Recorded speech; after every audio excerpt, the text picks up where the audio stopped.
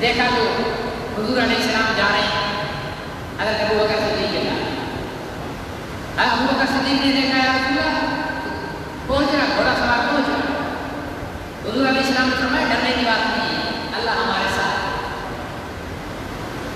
جیسے وہ قریب پہنچا تو گھوڑے کی ٹھوڑ زمین نے پکڑ لی۔ اب گھوڑا کہاں سے بھاگا؟ تو اس نے وہیں سے کہا اے محمد صلی اللہ علیہ وسلم، رسول اللہ کو کہتے نہیں تھے کافر تھا، اے محمد آپ اپنے رب سے دعا کریں میرا گھوڑا زمین چھوڑ دے، میں واپس چلا جائے۔ حضور علیہ السلام نے دعا فرمائی، چھوڑ دیا، تھوڑا واپس جا کر پھر خیال کیا ہوا یار اتنا بڑا انعام ہے، اسے چھوڑ کے جا رہا ہوں، شکار سامنے۔ پھر اس کے دل نے شیطان نے اس پر حملہ کیا تو یہ پھر تعاقب میں بھاگا۔ جب قریب پہنچا تو زمین نے پھر اس کو گھوڑے کے گھٹنوں تک زمین نے دھس دیا۔ پھر یہ چلایا کہ اپنے رب سے دعا کرو، حضور علیہ السلام نے دعا کی، پھر زمین نے چھوڑ دیا۔ اب حضور علیہ السلام نے جب چھوڑا تو یہ جانے لگا، پھر اس نے کہا چلو ایک ٹرائی اور مارنے کے شاید اب سے بچ جاؤں۔ اب جب اس نے تعاون کیا تو زمین نے اس کو اتنا نیچے نکل لیا کہ اس کے اپنے بھی پیر زمین میں دھس گئے۔ پھر اس نے کہا کہ حضور علیہ السلام کو آواز دی، اب میں وعدہ کرتا ہوں کعبے کے رب کی قسم، اب میں کسی کو میں آپ کا تعاون نہیں کروں گا، بلکہ اس طرف جو آئے گا بھی تو میں ان کو کہہ دوں گا کہ یہاں پر محمد نہیں ہے۔ حضور علیہ السلام کو وہ جانے لگا، تب حضور علیہ السلام نے ایک جملہ ارشاد فرمایا، بات دھیان سے سننا، ایک جملہ ارشاد فرمایا، فرمایا سراقہ تیرے ہاتھ میں کسرا کے سونے کے کنگن دیکھ رہا ہوں۔ یہ جملہ ہے، تیرے ہاتھ میں کسرا کے سونے کے کنگن دیکھ رہا ہوں۔ اس جملے میں حضور علیہ السلام نے دو پیشگوئیاں فرمائی۔ اس جملے وہاں ایک تھی کہ جب میں تیری جگہ بیٹھا ہوگا، تو میرے سامنے کھڑا ہوگا، چابی میرے پاس ہوگی، تیرا کیا بنے گا؟ یہاں کیا فرمایا؟ تیرے ہاتھ میں کسرا کے سونے کے کنگن دیکھ رہا ہوں، یعنی تو مسلمان ہوگا۔ ابھی تو تو کافر ہے، میری پہلی پیشگوئی یہ ہے کہ تو مسلمان ہوگا، دوسری پیشگوئی یہ ہے کہ تم لوگ کسرا اور قیصر کو فتح کرو گے، پھر اس قیصر بادشاہ کے جو سونے کے کنگن ہوں گے وہ تیرے ہاتھ میں پہنائے جائیں گے۔ پیشگوئی کہتے ہیں اس کو، حالات ادھر اور پیشگوئی ادھر۔ حالات یہ ہے کہ مکہ چھوڑنے پر مجبور ہے، پیشگوئی یہ ہے کہ میں پھر آؤں گا، یہ مکہ فتح ہوگا، میں یہاں بیٹھوں گا، تیری چابی میرے ہاتھ میں ہوگی۔ حالات یہ ہے کہ شہر چھوڑ کر جا رہے ہیں، تعاقب کرنے والے کو کہہ رہے ہیں کہ تو مسلمان ہوگا، میرے غلام قیصر و کسرا کو فتح کریں گے اور وہ شاہی کنگن تیرے ہاتھوں میں پہنائے جائیں گے۔ سن 8 ہجری میں مکہ فتح ہوا، ٹھیک ہے؟ 10 ہجری میں حضور علیہ السلام نے آخری حج فرمایا، 8 ہجری میں مکہ فتح ہوا۔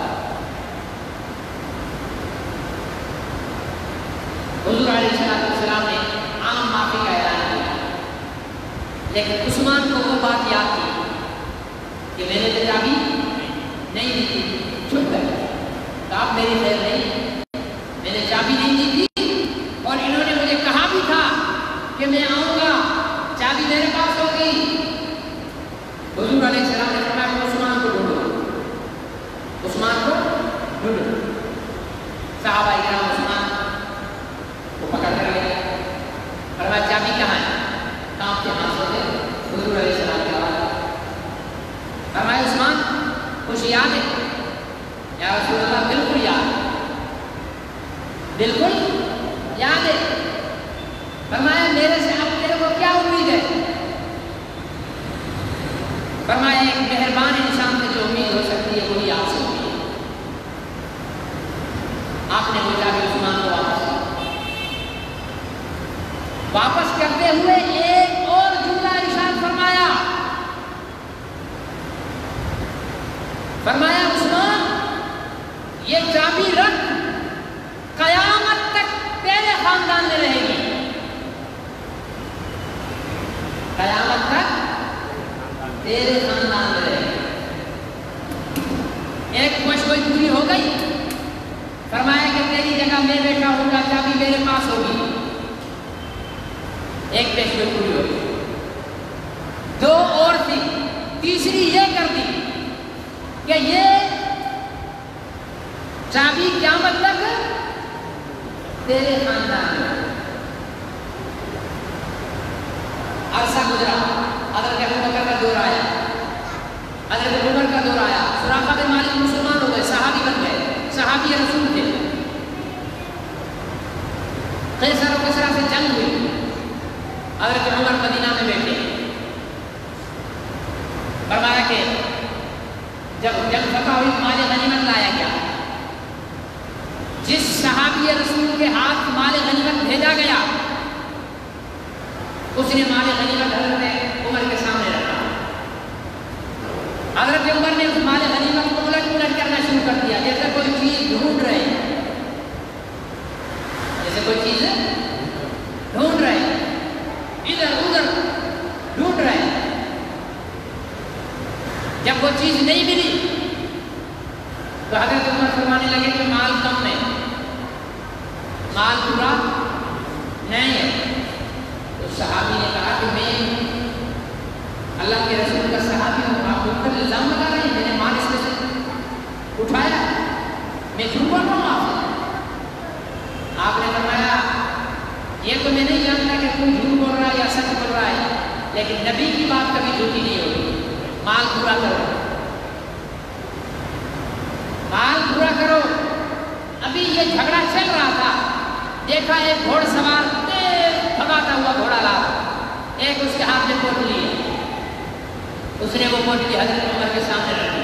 حضرت عمر نے کھولی، مسکرا کر فرمایا اب مال پورا ہو گیا، اب مال پورا ہو گیا. مجمع میں فرمایا سراقہ کہاں ہے؟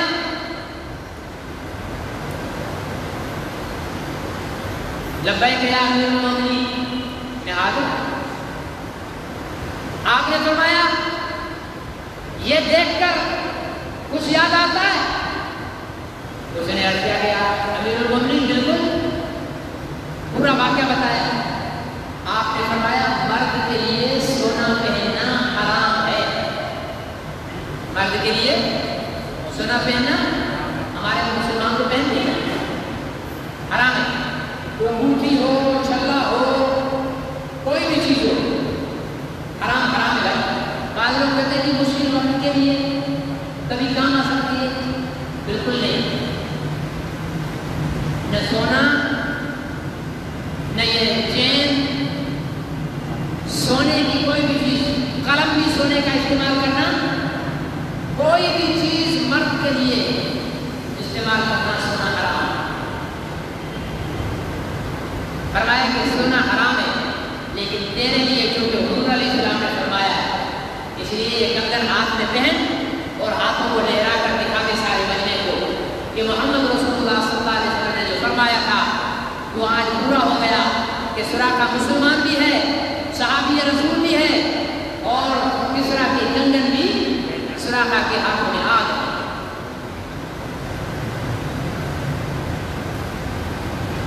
تین پیشگوئی یقین ہو گئے. اب چوتھی عثمان ابن مظعون سے فرمایا کہ یہ چابی تیرے خاندان ہے. سعودی گورنمنٹ کا ایک طریقہ ہے کہ جب بھی باہر سے کوئی اسلامی سربراہ آتا ہے تو وہاں کعبۃ اللہ کا دروازہ کھول کر انہیں اندر نماز پڑھاتا ہے. اندر نماز پڑھاتے ہیں. ایک موقع پر یہ کعبے کی تاریخ میں واقعہ موجود ہے. یہ ماضی بعید کا نہیں، ماضی قریب کا واقعہ ہے. سعودی حکام کے دور کا سربراہ مملکت اچانک، کیونکہ ایک کو شیڈول ہوتا ہے تو اس کے مطابق تیاری کر لی جاتی ہے، لیکن ایک اسلامی ملک کے سربراہ یوں اچانک گزرتے ہوئے انہوں نے کہا چلو عمرہ کرتے چلتے ہیں. اچانک پہنچے. سعودی حکام کو پتہ چلا کہ پرانے اسلامی سربراہ ہیں. انہوں نے فوراً انتظام کیا، ان کو پروٹوکول دیا، کعبہ لے کے آئے. کھولو، باقی کنجی بردار نہیں، کنجی بردار نہیں. بڑا کنجی لے آؤ، کنجی کعبے کی تالی دی، چابی لے آؤ، چابی آ گئی. اب گورنر صاحب چابی لگا رہے ہیں، بادشاہ صاحب چابی لگا رہے ہیں، تالا کھلتا ہی. کاریگر آ گئے، بےزتی کا مسئلہ ہو گیا تھا. شاہی بادشاہ ہے، ملک کا آیا ہوا ہے مہمان. مستری آ گئے، کاریگر آ گئے کہ تالا بھی ٹھیک ہے، چابی بھی ٹھیک ہے، لیکن کھل نہیں رہا. سب پریشان. علماء سے رابطہ کیا کہ آپ حل نکالو. علماء نے سارا جائزہ لینے کے بعد کہا کہ تم میں سے کسی کے ہاتھ سے یہ تالا نہیں کھلے گا. تم میں سے کسی کے ہاتھ سے یہ تالا نہیں کھلے گا. اس کو کھولنے کے لیے عثمان بن مظعون کے خاندان کا آدمی ہونا ضروری ہے. اس لیے کہ نبی پاک صلی اللہ علیہ وسلم نے فرمایا ہے کہ عثمان یہ چابی قیامت تک تیرے خاندان میں رہے. کسی صحابی کا خاندان کنفرم دنیا میں موجود ہو یا نہ ہو، لیکن عثمان بن مظعون کا خاندان آج بھی موجود ہے. کسی نے اس خاندان سے ملنا ہو تو مکے میں جا کر کرو کہ چابی کا کنجی بردار کون ہے، وہ عثمان بن مظعون کا خاندان. علماء نے کہا کہاں ہے بھائی ملازم چابی والا؟ چابی والا تو چھٹی کر.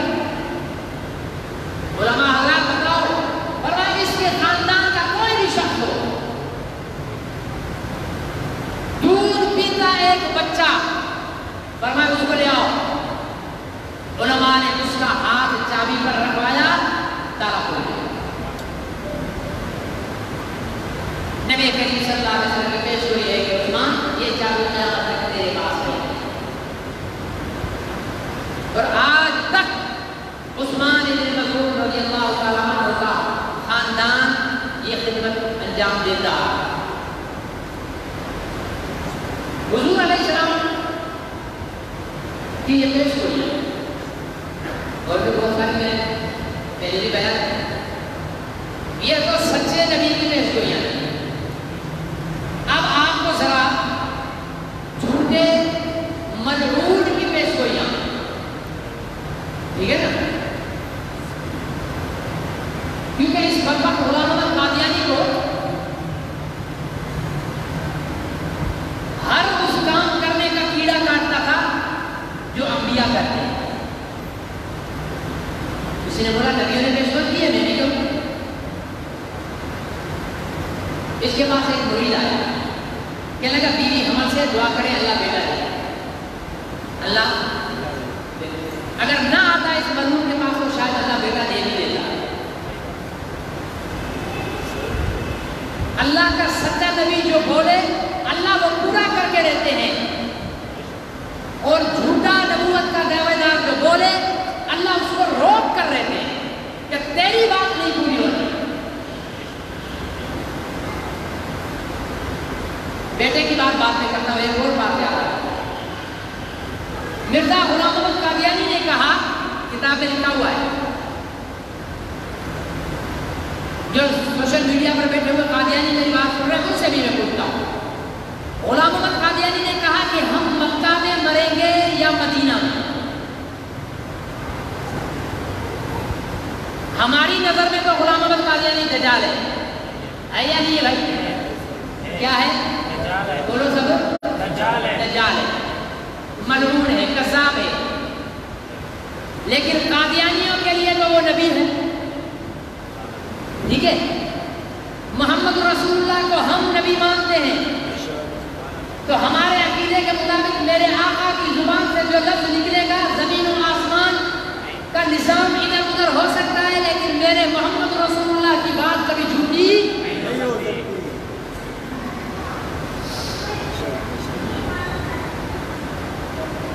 حضور معراج سے واپس آئے تھے، یاد ہے میں نے تذکرہ کیا ہوگا. معراج سے واپس آئے، کافروں نے مذاق اڑایا، حضور علیہ السلام نے ایک نشانی بتائی، فرمایا کہ فلاں جگہ پر ایک قبیلہ بیٹھا ہوا تھا، وہ مسافر آ رہے تھے، فلانے قبیلے کے تاجر، وہ فلانے دن سورج غروب ہونے سے پہلے پہلے پہنچ جائیں گے. کافروں نے اس کو بٹھان دے دی.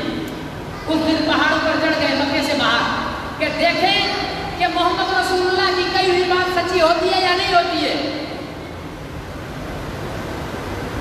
اس قافلے کے آنے میں تاخیر ہو رہی تھی، اللہ تعالیٰ نے سورج کو روک دیا کہ خبردار، میرے محبوب نے کہا ہے کہ وہ قافلہ مکے میں سورج غروب ہونے سے پہلے داخل ہوگا، تو اب سورج تجھے مجھ رب کا حکم ہے کہ جب تک وہ مکے میں قافلہ داخل نہیں ہوگا تو غروب نہیں ہوگا. اور اگر وہ قافلہ 1 سال بعد داخل ہوگا تو سورج 1 سال تک غروب نہ ہوگا، کیونکہ نبی کی زبان سے لیتا ہے. تو قادیانیوں، مرزا غلام محمد قادیانی تمہارا نبی ہے، ہمارے لیے تو بھڑوا ہے، بے غیرت ہے، ولد الحرام ہے، زانی اور شرابی ہے، لیکن تمہارے لیے تو نبی ہے. تو تم اپنے نبی کو دیکھو تو صحیح. اس نے کہا کہ ہم مریں گے مکہ میں یا مدینہ میں. میں قادیانیوں کو چیلنج کرتا ہوں، کتاب دکھانا میرا کام، لکھی ہوئی کتاب غلام محمد قادیانی کی ہوگی، ثابت کرنا میرا کام. ثابت نہ کر سکوں، قادیانیوں کو میرا خون معاف ہے، جب چاہیں جہاں چاہیں مار دیں، کوئی تم پر کیس نہیں کرے گا. لیکن اگر کتاب بھی ہو، مرزے کی کتاب ہو، اس کی تحریر ہو، تمہارے رقبے سے چھپی ہوئی کتاب ہو، تمہارے دیش کی چھپی ہوئی کتاب ہو کہ ہم کہاں مریں گے، مکہ میں یا مدینہ میں مریں گے. غلام محمد قادیانی کہاں مرا تھا؟ لاہور. کہاں؟ لاہور میں. اچھا، مشہور ہے کہ باتھ روم میں مرا تھا. باتھ روم میں نہیں مرا تھا، باتھ روم سے بھی گندی جگہ پر مرا تھا. باتھ روم میں تو بندہ پھر بھی صفائی کرتا ہے نا، کرتا نہیں کرتا. آپ لوگوں کے باتھ روم صاف ہوتے ہیں بھائی، عادت ہے، WC صاف کرتے ہیں، تقاضا پورا کر کے پانی گرا. مرزا غلام محمد قادیانی سیرت الماضی کی کتاب ہے، وہ اس کی جلد تھوڑی ٹوٹی ہوئی ہے، انشاءاللہ زندگی ہوئی تو اگلے جمعے میں مرزا غلام محمد قادیانی کی موت کا سارا واقعہ آپ کو پڑھ کر سناؤں گا کہ یہ کتے کا بچہ مرا کیسے تھا. یہ میں سنا جا رہا ہوتا ہوں، آگ کہیں اور لگ رہی ہوتی ہے.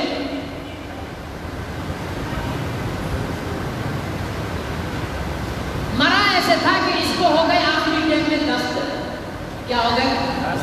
ہیضہ ہو جاتا ہے نا. پہلے تو اٹھ کر باتھ روم جا رہا تھا، لیکن جب باتھ روم نہیں جا سکا تو اینٹوں کے لیے اینٹوں کا تھلا بنا کر اس پر ہگنے کے لیے جگہ بنا کر دے دی اس کو.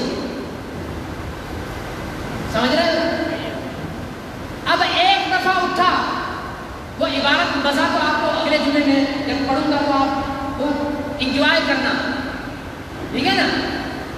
ایک دفعہ اٹھا، ہگا، پھر بیٹھ گیا چارپائی پر. تھوڑی دیر کے بعد پھر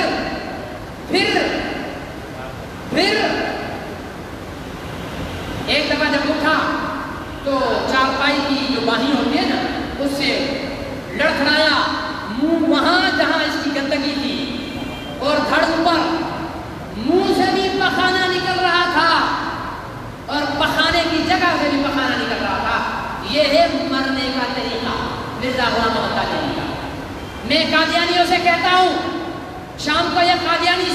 دیکھ کر میری ویڈیو، میں قادیانیوں سے کہتا ہوں اگر کوئی غلام احمد قادیانی کے سچے پیروکار ہو، آؤ میں دعا کرتا ہوں آپ بھی ہاتھ اٹھاؤ، یا اللہ ہم سب کو ویسی موت دے جیسی میرے آقا کو تو نے دی، ہمیں بھی وہ موت دے جو ابو بکر کو تو نے دی، ہمیں بھی وہ موت دے جو عمر کو تو نے دی، جو عثمان کو تو نے دی، جو علی کو تو نے دی، جو حسن اور حسین کو تو نے دی، کہو آمین۔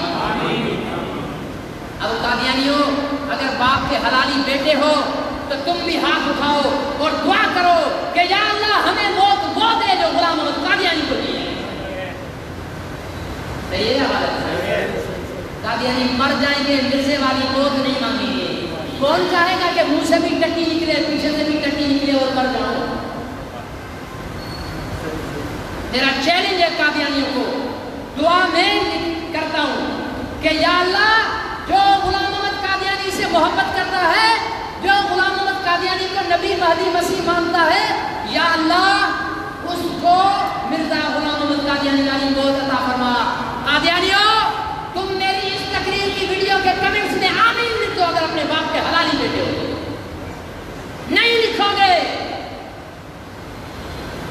میں تو ابو بکر والی موت چاہتا ہوں، میں تو عمر والی موت چاہتا ہوں، ہاں سر سجدے میں ہو اور روح پرواز کرے، میں تو عثمان والی موت چاہتا ہوں، قرآن کی تلاوت کر رہا ہوں اور سر تن سے جدا ہو جائے، میں تو علی والی موت چاہتا ہوں کہ نماز فجر پڑھا رہے ہوں اور شہید ہو جائیں، میں تو حسین والی موت چاہتا ہوں کہ سر سجدے میں ہو اور تن سے جدا ہو جائے۔ ہے ہمت تو تم غلام احمد قادیانی کی موت مانگو، تم حکیم نور الدین کی موت مانگو جو تمہارا پہلا خلیفہ ہے، تم بشیر الدین کی موت مانگو جو تمہارا دوسرا خلیفہ ہے، تم ناصر احمد کی موت مانگو جو تمہارا تیسرا خلیفہ ہے، تم طاہر احمد کی موت مانگو جو تمہارا چوتھا خلیفہ ہے۔ چلو اپنے موجودہ 5ویں خلیفے کو کہہ دو کہ وہی کہہ دے کہ یا اللہ مجھے میرے دادا غلام احمد قادیانی کی موت دے دے، اپنے دادا کی موت مانگ لے مرزا مسرور جو ان کا 5واں خلیفہ ہے، مرزا کا پوتا ہے، دعا کرے کہ یا اللہ مجھے میرے دادا کی موت دے دے۔ میں تو اپنے دادا کی موت مانگنا چاہتا ہوں، اس لیے کہ مجھے پتا ہے کہ جب میرے دادا کی موت ہو رہی تھی تو اپنی بہو کو سرانے بول کر کہا کہ سورہ یاسین کی تلاوت کرو، زمزم پلاؤ، شہد پلاؤ، اور کلمہ پڑھتے ہوئے روح پرواز ہو گئی تھی۔ مجھے اپنے دادا کی موت پر فخر ہے۔ قادیانیوں کے خلیفہ مرزا بشیر احمد اگر تو حلالی بیٹا ہے تو تو بھی میری طرح دعا کر کے تجھے تیرے دادا والی موت نصیب ہو۔ صحیح ہے؟ بولو نہیں کریں گے، جھوٹے ہیں، ہم سچے ہیں، ہمارا نبی بھی جھوٹے سچے پر ایک بات بیٹا، کنڈری سنا ہے؟ کنڈری یہ بیٹے والی یاد دلا نا مجھے، وہ بیٹے والی بیوی حاملہ ہو گئی تھی اور آیا تھا، یہ بتاتا ہوں۔ کنڈری میں ایک ہمارے ختم نبوت کے مجاہد ہوتے تھے مستری برکت، بہت ہو گئے ہیں، اللہ تعالیٰ نے غریب کی رحمت فرمائے۔ آمین صحیح نہیں کہنا؟ آپ کو بھی کل مغفرت کی دعا کی ضرورت پڑے گی، آج دوسرے کے لیے کرو گے تو کل ہمارے لیے کوئی کرے گا۔ ایک قادیانی روز اس کے پاس آتا، قادیانی کو زور تھا وہاں، روز آ کر اسے کہتا بھائی ہمارے مرزا غلام احمد قادیانی اللہ کے دیکھ کر دیتے، نبی تھے، مہدی تھے، مسیح تھے۔ مستری برکت روز اس کی بکواس سنتے تھے، زور اٹھتا تھا۔ ایک دن مستری برکت لوہار کا کام کرتے تھے، کلہاڑی تیز کر رہے ہیں، کلہاڑی تیز کر رہے ہیں، وہ بولتا چلا جا رہا، بولتے بولتے بولتے جب کلہاڑی تیز ہو گئی ایک دم گھٹی سے اٹھے اور قادیانی کی گردن پہ کلہاڑی آ گئی۔ بولا کہ بول مرزا قادیانی کنجر تھا، بولا بالکل کنجر تھا، بول کتا تھا، بولا کتا تھا، بولا خبیث تھا، بولا خبیث تھا، بول لعنتی تھا، بولا لعنتی تھا، مردود تھا، بولا مردود تھا۔ جو پہلے اس کو نبی بول رہا تھا وہ کلہاڑی کے ڈر سے ساری گالیاں دے دی، اسے ساری گالیاں دلوا کر کلہاڑی اس کے ہاتھ میں دی، کہا یہ میری گردن ہے، یہی کلہاڑی میرے گردن میں رکھ دے۔ نبی کی ذات کو دور کی بات ہے، نبی کی جھوٹی کے بارے میں بھی میری زبان سے کوئی غلط لفظ نہیں نکلوا سکتا۔ کہا یہ فرق ہے اندھے، تو موت کے ڈر سے نبی کو گالیاں دینے کے لیے تیار ہو گیا. میں تیرے سامنے ہوں, کلاڑی تیرے ہاتھ میں ہے, میری گردن پر رکھ اور میرے نبی کی جوتی کے بارے میں بھی تو نہیں بلوا سکتا. یہ ہے سچا نبی اور جھوٹے میں فرق ہوتا ہے.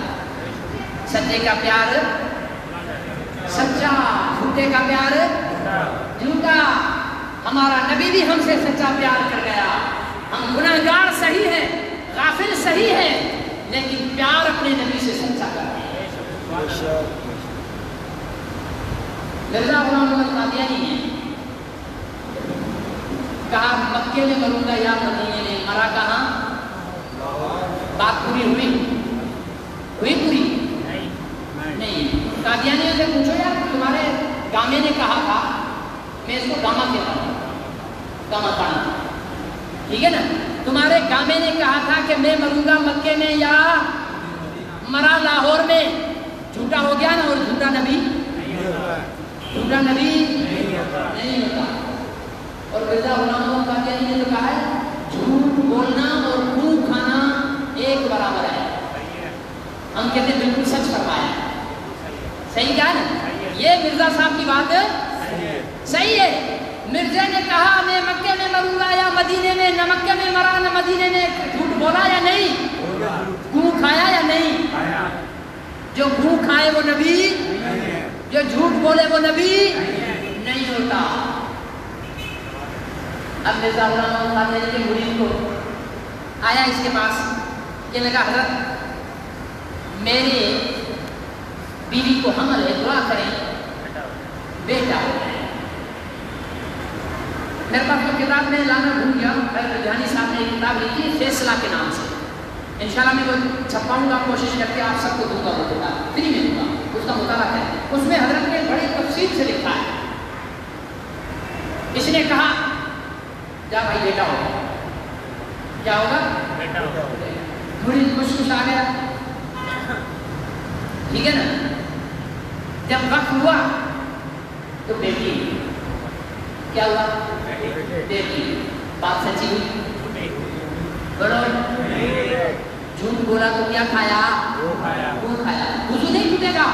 قادیانی کو کتنی بھی ننگی گالی دے دو وضو نہیں ٹوٹے گا, ثواب ملے گا. اس لیے کہ قادیانی سے نفرت ہمیں اپنی ذات کی وجہ سے نہیں ہے, محمد رسول اللہ کی وجہ سے.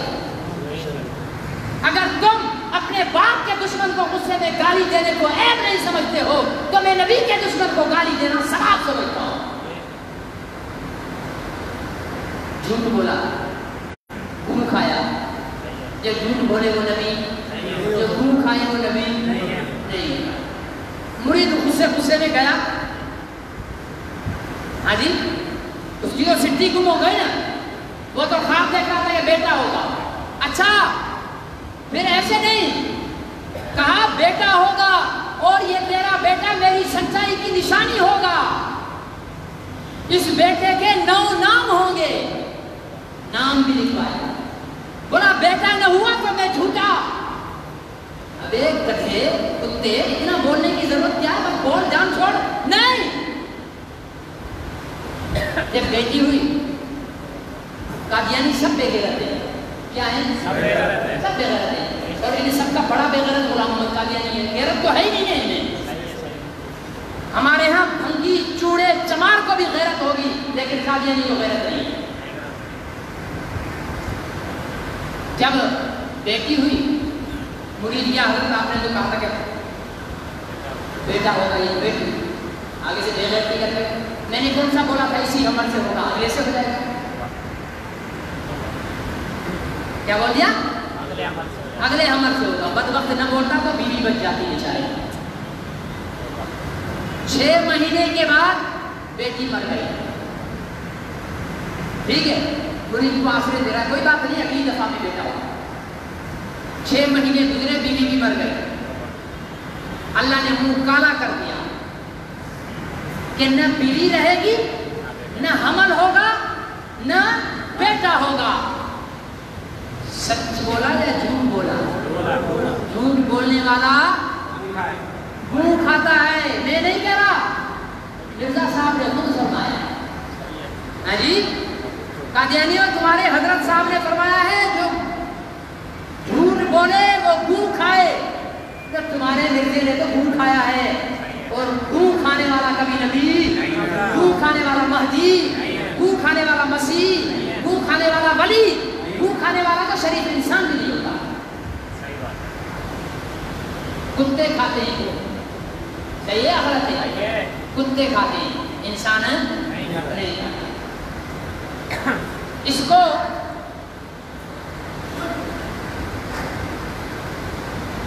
شور ہوا بڑھاپے میں شادی کروں گا ایک لڑکی سے۔ اس نے کہا کہ جی میں اس لڑکی کا نام تھا محمدی بیگم۔ قادیانی کسی کو کہو یار یہ محمدی بیگم کیا ہے، یہ بولو گے نا اوپر سے نیچے تک آگ لگ جائے گی، جیسے تم نے پیٹرول چھڑک کر ان پر تیلی لگا دی۔ بولے یار محمدی بیگم کہاں ہے، اس کی شادی ہونی تھی۔ بولا میرے سے شادی، پہلے اس کو اس کے باپ کو بولا میرے سے شادی کرا دو۔ اس نے بولا اس کے دادا کی عمر کا ہے اور تو شادی کر رہا ہے، اور شکل دیکھی اپنی، وہ مسلمان تھے مرزے کے خاندان کے لیکن تھے مسلمان۔ اس نے بولا نہیں دوں گا۔ اس نے ایک جگہ اور کر دیا۔ اس نے بولا یہ بچی مر جائے گی، جس سے بھی شادی ہوگی وہ مر جائے گا، کبھی یہ آباد نہیں رہے گی۔ محمدی بیگم نے شادی کی، مرزا غلام احمد قادیانی مر گیا، محمدی بیگم کی اولاد ہوئی، پاکستان ہجرت کر کے آئی، 60-62 میں جا کر فوت ہوئی ہے۔ ہمارے گھر میں مجاہدین جہاں ختم میرے کو تنفس ہوتی تھی، محمدی بیگم کو اور اس کے شوہر کو بلاتے تھے اور قادیانی سے کہتے تھے یہ ہے وہ ہماری بہن جس کے لیے تو بولتا تھا جو شادی کرے گا مر جائے گا، یہ اس کا شوہر بھی کھڑا ہے، یہ بھی کھڑا ہے۔ قادیانی اور تمہارے منہ پر کالا پھیلنے کے لیے یہ عورت کافی ہے۔ محمدی بیگم نہیں ملی، محمدی بیگم اچھا بعد میں آخر میں کیا کہتے تھے، بخار ہو جاتے بولتے اللہ تعالیٰ نے آسمانوں پر نکاح کر دیا، آخرت میں ملے گی، آخرت میں۔ اس پر ہمارے مولانا محمد علی جادو علی رحمۃ اللہ علیہ ایک بڑا پوائنٹ پہ بات کرتے ہیں، ہے تو مزہ ہی آپ فرماتے بھائی محمدی بیگم نے غلام احمد قادیانی کا کلمہ نہیں پڑھا، ہمارے نبی کا جس نے کلمہ نہیں پڑھا وہ مسلمان، اور ہمارا ایمان ہے کہ جو نبی پہ کلمہ نہ پڑھے وہ جہنم میں جائے گا، صحیح ہے۔ محمدی بیگم نے مرزا غلام احمد قادیانی کا کلمہ تو قادیانیوں کے عقیدے کے مطابق محمدی بیگم کہاں جائے گی؟ نہیں، جہنم میں۔ تو ان کی نظر میں تو وہ کافر ہے نا، تو کہاں جائے گی؟ قادیانیوں کے عقیدے میں جہنم میں جائے گی۔ اب اگر غلام احمد قادیانی کا نکاح اللہ تعالیٰ نے آسمانوں پر محمدی بیگم سے کر دیا ہے تو بیوی کو لے جانے کے لیے وہ مرزا غلام احمد قادیانی کو کہاں جانا پڑے گا؟ جہنم۔ بولو بولو۔ اور اگر سسرال نے اس کو گھر جوائی بنا دیا تو قادیانیوں کے عقیدے کے مطابق بھی غلام احمد قادیانی جہنم میں جائے گا، صحیح ہے غلط ہے؟ قادیانیوں کا عقیدہ ہے کہ محمدی بیگم کا نکاح اللہ نے آسمانوں پر کر دیا ہے۔ بھائی تمہارے عقیدے کے مطابق مطلب یہ ہوا کہ مرزا غلام احمد قادیانی کو آخرت میں محمدی بیگم ملے گی، تو تمہارے ہی عقیدے کے مطابق محمدی بیگم تو ہوگی جہنم میں، اور تمہارے عقیدے کے مطابق غلام احمد قادیانی ہوگا جنت میں۔ اب بیوی کو لے جانے کے لیے سسرال تو جانا پڑے گا نا، سسرال کہاں جائے گا؟ جہنم میں جائے گا نا بیوی کو لینے۔ اور اگر سسرال والوں نے روک لیا کہ نہیں جی دامادی آپ ہمارے ساتھ یہیں پہ رہو، تو مطلب تمہارے عقیدے کے مطابق بھی غلام احمد قادیانی جہنمی ہے، ہمارے عقیدے کے مطابق بھی غلام احمد قادیانی جہنمی ہے۔ سمجھ آ رہی ہے؟ اوپر اوپر سے گزر رہی ہے۔ یہ میں آپ کو ہر جمعے کئی جمعوں سے صرف اس لیے بتا رہا ہوں کہ میں سوشل میڈیا پر قادیانیوں کی سرگرمیوں کو دیکھ رہا ہوں، ان کے دجل کو دیکھ رہا ہوں، ان کے کفر کو دیکھ رہا ہوں۔ میں سوچتا ہوں کہ میرا وہ نوجوان جسے قادیانیت کا پتہ نہیں ہے، یا میرا وہ نوجوان جس نے حدیث پڑھی نہیں ہے، وہ میرا وہ نوجوان جس نے قرآن سیکھا نہیں ہے، وہ قادیانیت کے دجل کا شکار ہو گیا اور میں چپ رہا، تو میرے چپ ہونے کی وجہ سے اگر میرے نبی کی امت کا ایک نوجوان بھی قادیانی بن گیا تو قیامت کے دن راشد مدنی کے پاس اللہ کے حضور اور نبی کی دربار میں کوئی عذر نہیں ہوگا۔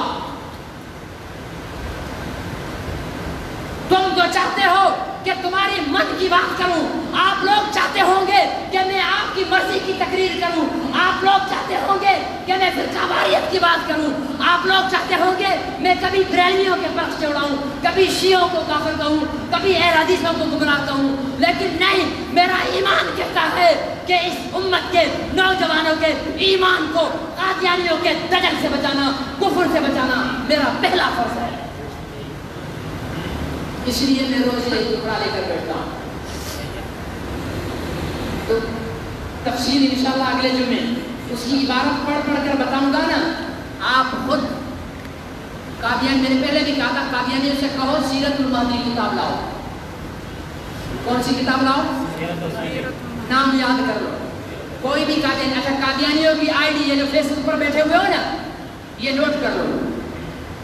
وہ پروفائل تصویر میں تصویر لگتی ہے نا فیس بک پہ، اس میں یا تو ایک لمبا سا مینارہ بنا ہوا ہوگا، ٹھیک ہے، نیچے لکھا ہوا ہوگا مینارۃ المسیح، یا کالا جھنڈا ہوگا، اس جھنڈے پر چھوٹا سفید مینارہ بنا ہوا ہوگا، یا لکھا ہوا ہوگا الیس اللہ بکاف عبدہ، ٹھیک ہے، یہ آیت لکھی ہوئی ہوگی۔ یہ قادیانیوں کی نشانی ہے۔ قادیانی کے ہاتھ میں انگوٹھی ہوگی، انگوٹھی میں لکھا ہوا ہوگا الیس اللہ بکاف عبدہ۔